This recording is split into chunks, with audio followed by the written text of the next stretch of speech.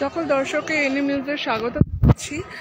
আমরা এই মুহূর্তে এসে গেছি বহরমপুরে কৃষ্ণনাথ কলেজে এবং এখানে ওয়েস্ট বেঙ্গল পলিউশন কন্ট্রোল বোর্ডের দ্বারা একটি অসাধারণ ওয়ার্কশপ এবং মডেল কাম এক্সিবিশন অর্গানাইজ করা হয়েছে এবং এখানে মূলত 25টা স্কুল এবং কৃষ্ণনাথ কলেজ পার্টিসিপেট করছে। তাদের মডেলের দ্বারা এখানে একটা বেসিক যেটা আমরা মনে করছি একটা অ্যাওয়ারনেস ক্রিয়েট করার চেষ্টা করা হচ্ছে।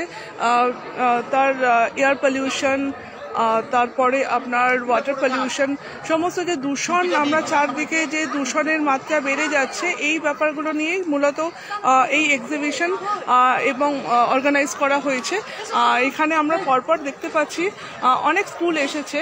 চানক তরিতানন্দ আদিবাসী বিদ্যামন্দির হাই স্কুল, আমি দেখতে পাচ্ছি স্কুলের রিপ্রেজেন্টেটিভরা রয়েছে, স্টুডেন্টসরা রয়েছে এবং ওদেরও কনসেপ্ট হচ্ছে রেন ওয়াটার হারভেস্টিং। একটু যদি আমাদের দর্শকদের বলে দেওয়া যায় কি বার্তা তোমাদের আমাদের সমাজের প্রতি? ম্যাডাম, শুধু রেন ওয়াটার হারভেস্টিং নয়, আমরা ছোট্ট করে ওয়েস্ট ম্যানেজমেন্টও দেখানোর চেষ্টা করেছি। আচ্ছা, রেন ওয়াটার হারভেস্টিং, এখন তো জলের সমস্যাটা আমাদের গোটা পৃথিবীর কাছে একটা বড় থ্রেট।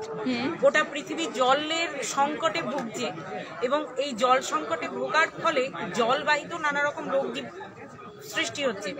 ভূগর্ভস্থ জল যেই কমে যাচ্ছে, আর্সেনিক দূষণের মাত্রা মানবদেহে পরিবেশে সর্বক্ষেত্রেই বাড়ছে। সেক্ষেত্রে জল ধরো প্রকল্প, সেন্ট্রাল গভর্নমেন্ট বা স্টেট গভর্নমেন্ট যে প্রক্রিয়া, সেটা আমরা দেখিয়েছি যে বৃষ্টির জল কিভাবে সংরক্ষণ করে সেটাকে প্রতিদিনের কাজে ট্যাঙ্কের মাধ্যমে ব্যবহার করা যায়। আর এটাও আমরা দেখিয়েছি যে ওয়েস্ট ম্যানেজমেন্ট কিভাবে করা যায়, কারণ পরিবার প্রথম শিক্ষা দেয়। আমরা যদি বাড়ির বর্জ্য পদার্থগুলোকে রিসাইকেল করতে পারি, তাহলে কিছুটা হলেও আমরা নিজেদের পরিবেশকে দূষণের হাত থেকে রক্ষা করতে পারব।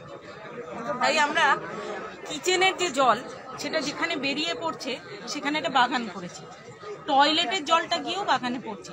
সেখানে দুটো কাজই হচ্ছে, বাগানের জন্য এক্সট্রা জল আমাকে ওয়েস্টেজ করতে হচ্ছে না, কিচেনের জল এবং টয়লেটের জলে বাগানটা পরিপুষ্ট হচ্ছে, প্লাস কিচেনের জল থেকে এবং টয়লেটের ওয়েস্টেজ থেকে বাগানের প্রয়োজনীয় সার, রাসায়নিক সারের বিকল্পও আমরা কিন্তু পেয়ে যাচ্ছি, ইউজ করা যাচ্ছে। এছাড়াও আমরা আর একটা কাজ করেছি, আমরা ওখানে ওয়েস্ট ম্যানেজমেন্টের জন্য একটা জৈব সার প্রকল্প রেখেছি। প্রতিদিনের ফেলে দেওয়া বর্জ্য পদার্থগুলো আমরা ওখানে জমা করছি, সেটা আমরা প্রয়োজন মতো জমিতে গিয়েও ব্যবহার করতে পারছি। তাতে রাসায়নিক সারের যে দূষণ, সেটা থেকে কিন্তু আমরা পরিবেশকে মুক্ত করতে পারছি। এছাড়াও আমরা আরেকটা কাজ করেছি, এক্সেস ওয়াটারটা ওখানে একটা ট্যাঙ্কের মধ্যে বা ডোবার মধ্যে জমা হচ্ছে, যেটা পরে কখনো ব্যবহার করা। এছাড়াও এক্সেস যে আমাদের কুক ফুড, রান্না করা খাবারগুলো, সেগুলো বাইরে ফেলে দিলে কুকুর বিড়াল যা খাচ্ছে বাকিটা ওয়েস্টেজ হয়, পরিবেশ দূষণ হয়। সেটা একটা জায়গায় অ্যাকুমুলেট করে সেটা ওখানে মাছ চাষ করলে মাছের খাবার হিসেবে দিয়ে দিচ্ছি, ফলে সেখান থেকেও আমরা পরিবেশকে অনেকটাই দূষণমুক্ত করতে পারছি।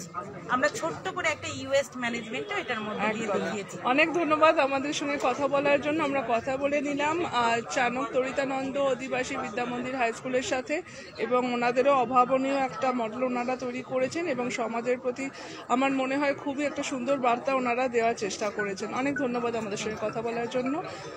আমরা এই মুহূর্তে রয়েছি কৃষ্ণনাথ কলেজে এবং এখানে ওয়েস্ট বেঙ্গল পলিউশন কন্ট্রোল বোর্ডের উদ্যোগে একটি এক্সিবিশনের আয়োজন করা হয়েছে এবং আমরা প্রত্যেকটা স্কুলের সঙ্গে কথা বলছি এবং আরও অনেক স্কুল হয়তো বাকি রয়ে গেল। আমরা আবার চলে আসব তাদেরকে নিয়ে আপনাদের সামনে এবং তুলে ধরার চেষ্টা করব তারা কি মডেল রেডি করার চেষ্টা করেছে। বহরমপুর থেকে এনএম নিউজের জন্য। আরও খবরের আপডেট পেতে সাবস্ক্রাইব করুন আমাদের ইউটিউব চ্যানেলটি আর বেল আইকনে ক্লিক করুন নোটিফিকেশনস পেতে।